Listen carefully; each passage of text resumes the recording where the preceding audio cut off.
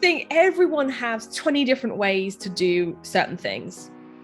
And if you're trying to do half of one way, half of the other way, whatever, then you're just going to end up confusing yourself and your customers as well. Because if you're doing it with anything to do with your shop, any brand touch point that the customer's going to have contact with at some point, it's just going to look mishy-mash. If you guys know me, I'm not that kind of person. Like, I just want you guys to succeed and get to where you need to go, right? Yeah. If you're looking at your Etsy fees and going, that's eating all of my profit, you have a problemo, my friend. You have a problem.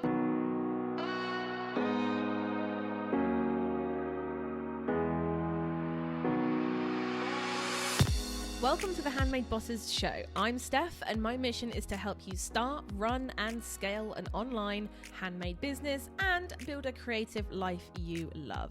I went from being in a 9-to-5 that I absolutely hated to running my 6-figure handmade business in less than a year. So bosses, let's help you get your amazing products out there and get the sales you deserve.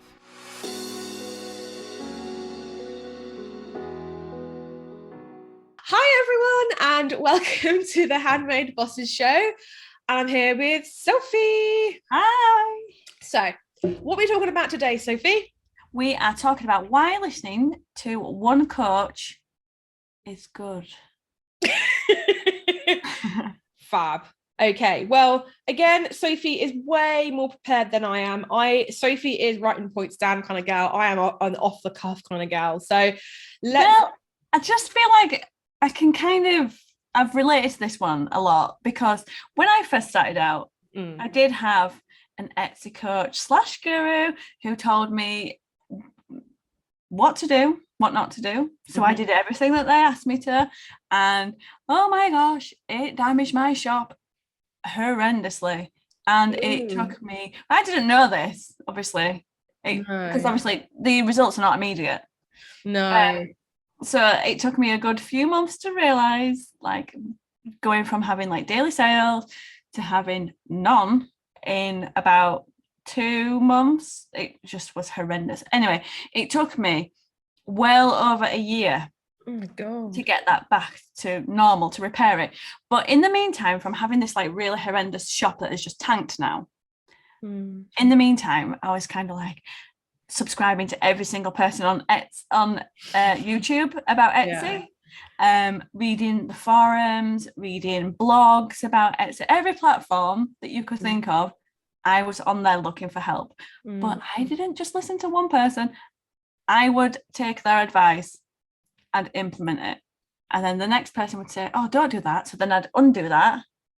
Yeah. And it was just, I was in this vicious cycle of just having damage in my shop for ages and ages and ages. It was just horrendous. So, and then eventually I got to a point where I was like, what? And this needs to stop. I need to take advice from one person only and one person.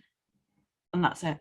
But the thing that I found when I was listening to everybody was that none of what they were saying actually worked.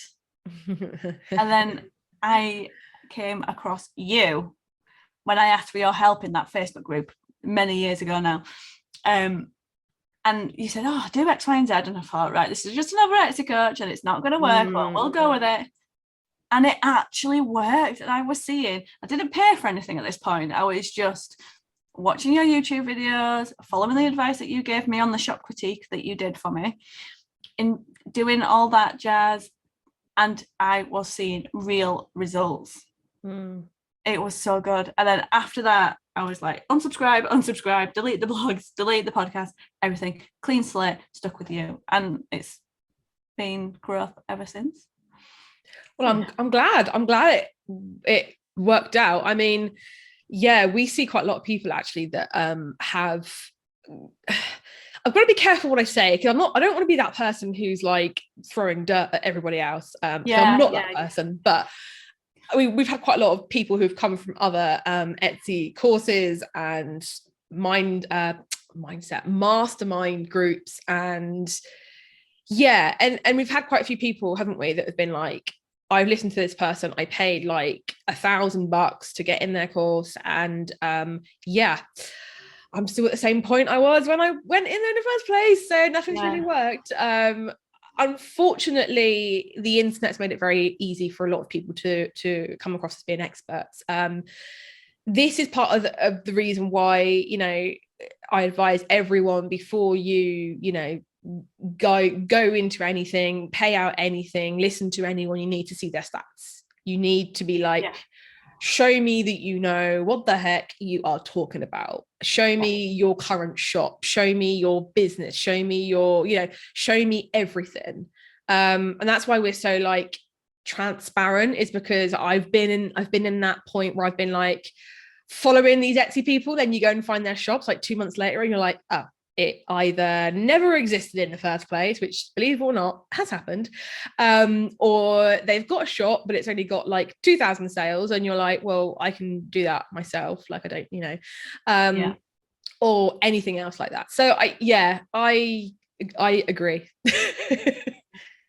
It's okay, like they may well know what they're doing and there are some good people out there, but if you're not sticking with one person and you're taking bits from this person, bits from that person, bits from that person, it's just overwhelming, because they're like, yes, do that, no, don't do that, and then the next one's saying, yes, do this, but don't do that, and you're like, oh, who should I listen to? Pick one. And it's important to pick one who you gel with, who you actually enjoy watching and being taught by, because you're going to spend a lot of your time with that person. So if you think, oh, she's really irritating, and you know, don't get me wrong, we're not going to love everyone out there, are we? No. But you need to get to a point where you're happy with the person, you're seeing results, but you actually like them as well, because it can be quite tricky if they've got some really good points, but they're annoying AF. Oh my God, yeah, you do get those people. Yeah. I mean, I've had my fair share of hate comments that I wave my hands around too much, but it's like, you know what, that's just how I teach. I teach visual learners how to do things, and visual learners need some hand gestures every now and again, like, you know, it's fine. Which is fine, and they can go and find a different person, and you're not going to begrudge them of that. No, you'd rather have people who are going to listen and are going to take the advice that you have and implement it on their shop and actually see results. Yes. Not criticize your hands. Not criticize my hands. No, it's like, oh, hit me where it hurts, my hands.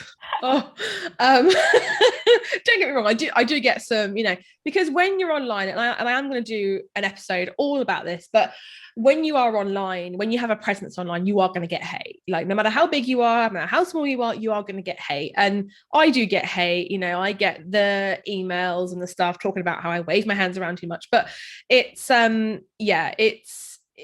you have to, like you say, you have to gel with that person. If they're really annoying you for whatever reason, then it's going to be hard for you to learn, because all you're going to be focusing on is like the one thing that really annoys you. Yeah. And also having somebody who's in my time zone helps, because the other Etsy coach guru person that I was with was American, and every if I ever needed something, I'd have to wait ages for a reply, or I would wait ages for I just needed somebody who was like awake when I was awake, just to answer questions and stuff. But because I was having a lot of problems at this point and I had a lot of questions. But yeah. No, I do. And I think that with doing anything, and there's a good couple of things that I can think of, like Etsy shop wise. Let's take doing your pictures. Let's just take that, right? There are 20 different ways to take image pictures, right? But the problem is that everyone will have their own method, their own way to do things. And much like, I don't know if you guys, I don't know if like new PCs do it, but the older PCs, if you had two apps or two programs that would butt heads, it would come up like this error thing saying conflicting programs, right? Yeah. And that's basically how your mind works. If you've got like one person going, right, so you do X, Y, Z, A, B, C, and you've got another person being like, no, you do 1, 2, 3, 4. And then you're like, well, all I'm trying to do is take my listing pictures. Like, what do I, you know? And I just think everyone has 20 different ways to do certain things. And if you're trying to do half of one way, half of the other way, whatever, then you're just going to end up confusing yourself and your customers as well. Because if you're doing it with anything to do with your shop, any brand touch point that the customer's going to have contact with at some point, it's just going to look mishy-mash. Yeah, exactly. You need somebody who knows what they're doing, you get along with, but you're actually seeing results. Because I had so many people, all these people who I subscribed to on YouTube, who I had, read Etsy blogs about, and none of it actually worked. So, and that was just on their free content. I didn't buy a lot of stuff at that point. But when you get to a point where their free stuff is working for you and you can build trust and trust that they know what they're on about because I've implemented their advice, it's working. And then you can go for whatever. And you'd be like, when they do bring out a paid product, I'm going to be there. Because what their free stuff has taught me has actually worked. So, yeah. Yeah, no, that is right. We have been having some great conversations so far on today's episode, but I've got something even more special for you. You know what it takes to be shown on page 1 on Etsy, right? Yep, you guessed it, increasing your conversion rate. My 3-step framework to skyrocket your Etsy conversion rate is my signature free masterclass. And boss, I'm saving a spot for you. Learn how to increase your conversion rate in 3 easy steps, as well as the top 3 mistakes I see Etsy shops make on a daily basis. Sign up in the show notes or head to handmadebosses.com/conversion. That's handmadebosses.com/conversion, CONVERSION, to claim your spot. Now let's get back to the episode, and I can't wait to see you there, boss. And yeah, it again, like, I haven't got many points on this episode because I don't want to be that person who's like, listen to me, I'm the only person. Because if you guys know me, I'm not that kind of person. Like, I just want you guys to succeed and get to where you need to go, right? I'm giving you roadmaps and free content and all this good stuff to get you to do that. But if you don't jive with me, that is fine. I still want you guys, like, I'm still going to wish you well. Just because you're not in our Facebook group, on the Instagram, in our course, doesn't mean that I don't like you. Like, it's not like that. But I have seen, I've worked one-to-one with a fair few people now. And obviously before that, I did shop critiques and all that good stuff. And you can definitely tell when they've got a mishmash shop. You can definitely tell when they're like, you should write your descriptions this way, but you should do your pictures that way, and your emails should be sent like this, and your shop announcement should be written like that. And it ends up being like, well, what brand is this? Because I've got a formal text here, I've got informal text here, I've got jokey text here, I've got jokey, and that's just text. Like, we're not getting into SEO, picture, all the other good stuff, pieces of the puzzle. It does show, guys. It really honestly does show. And I can tell pretty much within a second if you've been listening to multiple people, because it does show. And if I can see that, your customers can too. Customers will definitely pick up on it, because it's just confusing for your customers as well. If you've just got a mismatched shop, it's full of like really good stuff on one end and then really terrible pictures on the other end, they're going to be like, what is this? It's so inconsistent. And that's the key, is to build the brand that you want it to be. So if you want a nice, clean, calming brand like mine is, I'm not going to listen to somebody whose branding and ethos is all about, shouting at the customer. It's something completely different. I'm going to listen to someone who understands that this is my brand and this is what I want to create. Help me create that. It's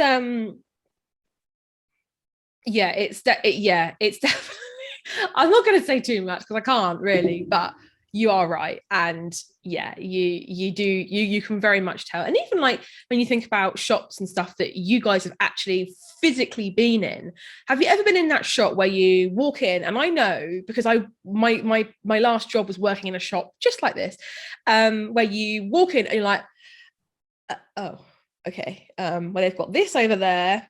Awesome. Got that over there. That's cool, but I don't know what this is in the middle. I used to work in a jeweler's. That's what the name was. It was jeweler's, but 80% of the shop, and I mean 80% of the shop, like they only had a very small jewelry counter. 80% of the shop was like gifts, like Marvel backpacks, Disney figurines, like dog and cat plates, like you name it, and they had it. And people walked in and was like, is this a gift shop or is it a really high-end jewelers? Because this guy had probably about £3 million worth of stock, like jewelry stock. He had some beautiful pieces, but they were overshadowed by this big ghastly like cuckoo clocks and just rub crap, really. That's just giving me headaches thinking about it. Oh my god, it was such, and like the carpet was blue, the walls were red. It was like you walked in, it was an assault on the senses. So I have first-hand experience when it comes to mishy-mashy shops, in both sense, online and actual store. But it and it was because he'd had the shop for about 30 years, and he had it from when he was 18, and he was like 40, 50 odd now. So he'd had it for, what's that, 33 years? I got that right? 23 years? I don't know, something like that. So you can imagine over the years he had advice from his dad, who owned, I believe it was a green grocers. So obviously he had his 2 cents worth, and then he had friends that all had different shops. Like one had a fish and chip shop, one had a sort of general store, another one had a jeweler's, but it was just jewelry. So you can imagine over the years talking to these friends, it was like, you should do this, you should do that, you should do this.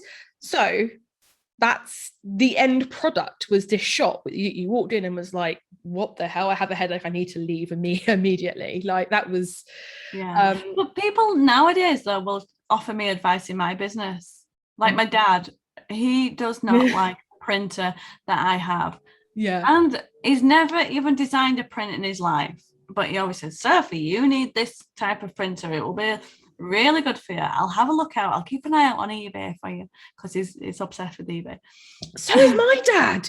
What is with dads and eBay? I have no idea, but to be fair, if I need it, he will find it. God, that's so weird that you said that. Yeah, but he's obsessed. I keep a lookout on eBay for you. Right, cheers, Dad.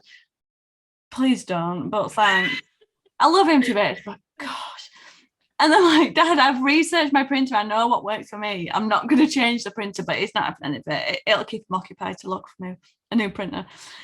But it's like, so that's my dad, who's got nothing. I mean, he's 60 odd. He's got nothing to do with my business, knows nothing about it.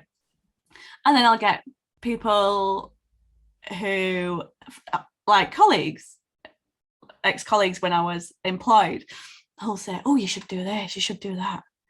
And I'm like, I don't want to go into selling apparel or selling cushions and homewares, because I just want to focus on my prints, and I don't want to. I've niched down. I know my niche now.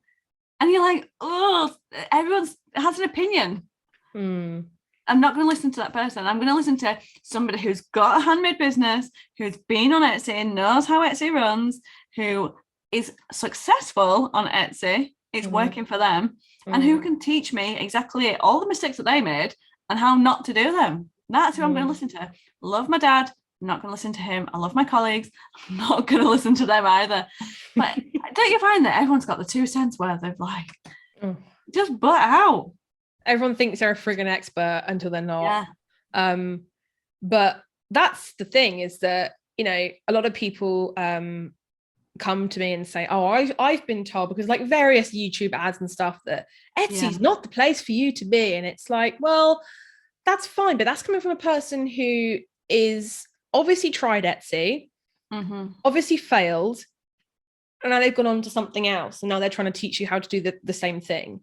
And that's because they've not had the right guidance on Etsy in the first place. So if they'd had the right guidance, they'd be singing the praises of it as well. But but it's like I've kind of been not pushed, but I'm kind of in this Etsy expert sort of niche now. But I was a handmade business. I had my own website before I had an Etsy shop. So I'm sort of like, I'm in both camps, really. There's a use for having your own website. There's a use for creating content. There's a use for having Etsy. There's a use for everything. There's a use for wholesale, all that good stuff. So yeah, it's difficult because I consider myself more as a handmade business expert rather than just Etsy expert. But yeah, I do see recently a lot of people playing on, because we've had an influx of people trying to sell on Etsy because of like the COVID and all that sort of stuff. A lot of people have come on Etsy for like 2-3 months, gone, this is crap, I'm gonna leave, and that's that, and then sort of left, and that's kind of like it. But a lot of people are now playing on that. A lot of like gurus are now playing on that and by going, do you hate Etsy too? You need to come and buy my thing. And it's like, well, okay. Okay, we're not going to go too far into that, but do you see my point? It's But those who try, well, not even really try, those who are there and fail, then they want to tell everyone else about how horrendous it is. And you're like, well, give them a chance to figure it out for themselves, to understand it, to learn how it works initially, and give them a chance to either succeed or fail. But don't preempt their mind with, it's going to be rubbish for you. It's like these people who say, don't sell on Etsy because the fees are so expensive, they'll take half of your fees. And you're like, you just get fed up with shouting sometimes. I can only say this a number of times. Oh, I know. I mean, for those people who are like, Etsy is expensive, yes, it's expensive up front. I'm gonna give you that one. But if you've ever, and I know this because I do, have you ever run a 6-figure handmade website, then you'll know that Etsy is actually quite cheap. Etsy is cheap fees wise, because although you're looking at like your website fees, let's say you use Stripe, whatever, that's usually 20% fee plus like a 2 cent or 2.8 cent or something stupid, like transaction fee, stuff like that. So if you're looking at it like that, then you're probably looking at those fees and Etsy fees and going, oh well, it's the same, it's fine. But what you're not tacking onto it is the monthly cost. You're not tacking onto the ads that you have to run in order for you to get traffic to your website. Yes, you can build it organically, but it takes like 10 times as long, and it's a long-term thing. It's not a short-term thing. You're also having to like get, especially with like Shopify, you're having to get apps to like do certain things on your website that perhaps you need. Like for example, with me, I bought an app to try and, because I wanted at one point to have like a make your own necklace, like a thing on my website where you click and drag charms onto it. I tried for about a year. I bought apps. I bought, none of it worked. I spent about £500 just trying to get this page to work. It didn't work. You've also got to account those types of things in as well. Yeah. So I know that when you're first starting out in business and you look at the Etsy fees, you're like, oh, this is bad. But it's not that bad. Trust me, it's really not that bad. And you should be pricing to factor it all in anyway. So and that's the thing. See it. If you're looking at your Etsy fees and going, that's eating all of my profit, you have a problemo, my friend. You have a problem, because you are not charging enough. It's a problem. It's your pricing is the problem. It's not Etsy that's the problem. I'm going to go so far as to say a lot of people who swear off Etsy and say Etsy is rubbish, they're the problem and not the platform. Yeah. Because don't come for me. So many people who we found either through the Facebook group or shops that I've genuinely bought from on Etsy who are killing it. They have, like, they are so good. Everything about them is so good. And that is because they are priced correctly from the start. Makes you value their work so much more. As a handmade artisan, like, you need to value your work more than someone going to a big box store and just buying the thing off the shelf. Like, if you're trying to compete on price, you're never going to win. We can talk about that in a completely different episode. I'm not going to get on a rant, but you get my point, right? Definitely. So I think even if you're getting the same advice from the same people, the way people teach is so much different. It's like with me, I'm into worksheets, I'm into spreadsheets, I'm into hand gestures, I'm into like holding up things. Like in my lives, how many times have I held up like my glasses case and my camera, trusty water bottle, my water bottle, which I've changed it now. I it was getting a bit manky, to be honest, but but how many times have I been like, right guys, imagine this and this, and so many people have come and said, Steph, like you teach it in such a way that I get it. It just clicks. So you may even, I mean, you're probably not going to find someone that is teaching you the exact same thing, how to do it, when to do it, etc., in the exact same way as the other person, whatever. But even if that's not the case, you're going to get someone that's teaching you in a different way so that it clicks in your mind. Yeah, definitely. Because a lot of the content in the academy is taught via a video as well, which is brilliant. I think like 90% of them are video now, aren't they? Yeah, we bumped it up.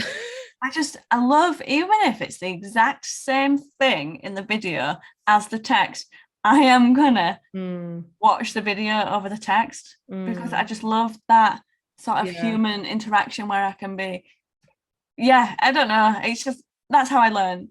It's like when you're at school and when I was at uni, like I was really good at being a nurse because I had the people skills and I knew what I was doing. Put me in an exam, I wasn't horrendous, obviously, because I've been a nurse for a while, but I panicked and I hated it. I hated doing it because I had to read all these books and text and I just hated it. But whereas if it was taught in a way that was all video form, I mean, it could have been completely different.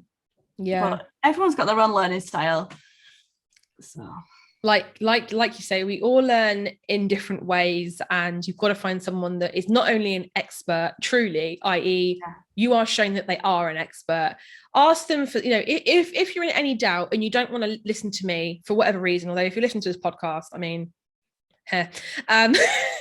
but you need to ask them to see stats. You need to ask them to see a current representation of what they're trying to teach you, not an Etsy shop from like 3-4 years ago. It needs to be like a current shop that whatever.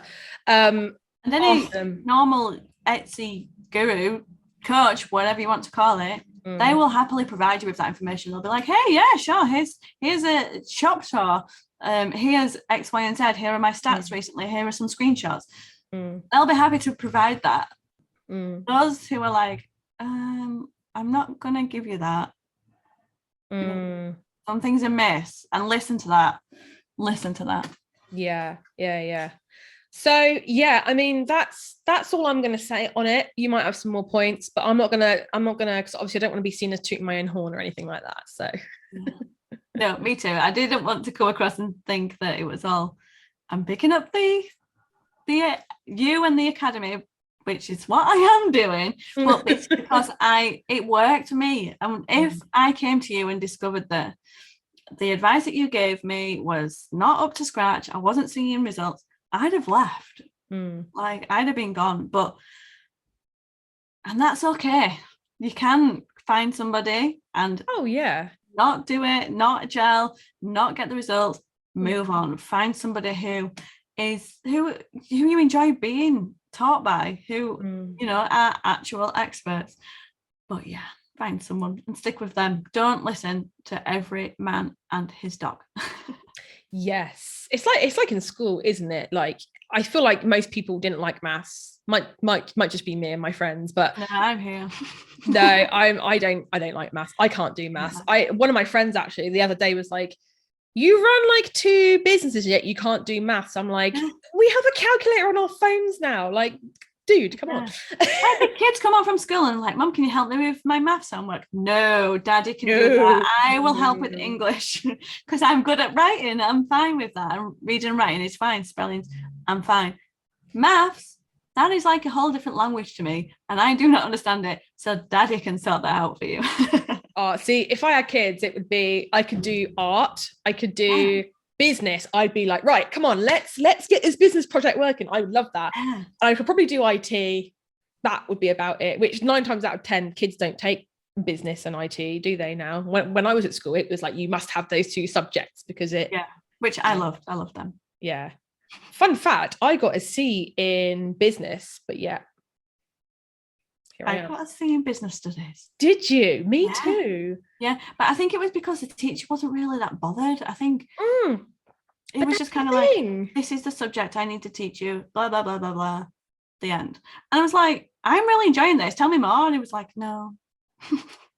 My teacher, I had two teachers. I had one substitute, which I loved him. He was great. He was so funny. He'd explain it in a really fun way. And then I had the one that I had for the last 3 years of school, and she used